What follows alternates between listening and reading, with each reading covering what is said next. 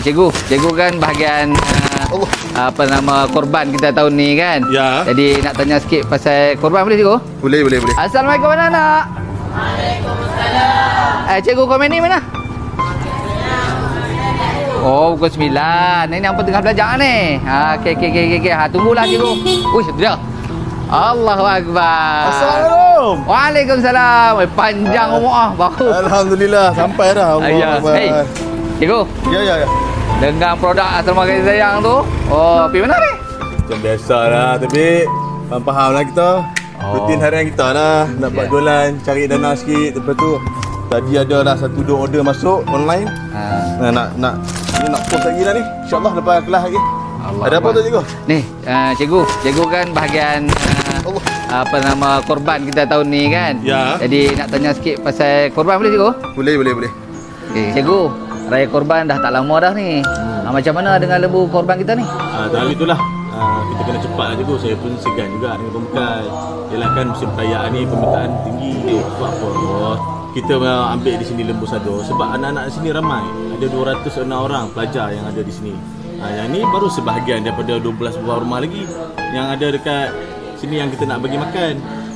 Jadinya kalau kita ambil lembu sado ni, dia bersamaan dengan 3 ekor lembu kampung. Seekor lembu kampung harganya sekarang lebih kurang 5,000, 6,000 seekor. Kalau 3 ekor lembu kampung dah 16,000 kan. Tapi kalau seekor lembu sado baru 10,500. Tapi sekarang Allahu Akbar. Kes pagi makan pagi, kes petang makan petang lah kita. Itulah. Boleh tak tabik war-warkan kepada sahabat-sahabat di luar sana? Boleh insya-Allah, kita cuba usaha insya-Allah.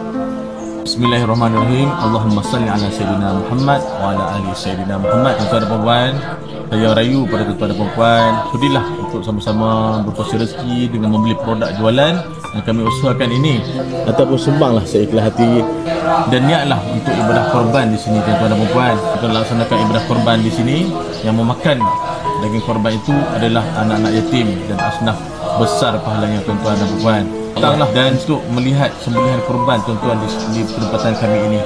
InsyaAllah nama-nama yang tuan-tuan berikan dia akan menjadi saksi pengorbanan tuan-tuan di akhirat nanti insya-Allah. Alhamdulillah anak-anak semua, cikgu nak beritahu ni Jumhur Ulama mengatakan afdalnya kita melakukan ibadah korban ini sebab itu ada berkumpulnya anak-anak yatim, fakir miskin dan juga para asnaf macam kamulah.